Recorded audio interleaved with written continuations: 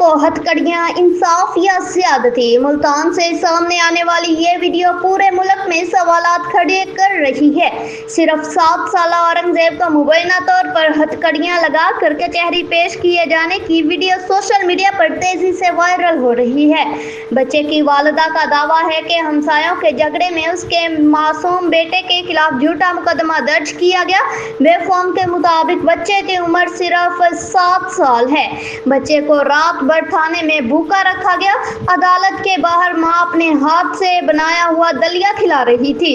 अगर ये इल्जामात दुरुस्त साबित होते हैं तो ये मामला बच्चों के बुनियादी हकूक और जुवेनाइल जस्टिस सिस्टम एक्ट की संगीन खिलाफ वर्जी करार दिया जा सकता है। सवाल ये है, क्या एक 7 साल बच्चे को हथकड़ियां लगाना कानून के मुताबिक है? जुम्मेदार कौन है? क्या मुतलका एहलकारों के खिलाफ कार्रवाई होगी?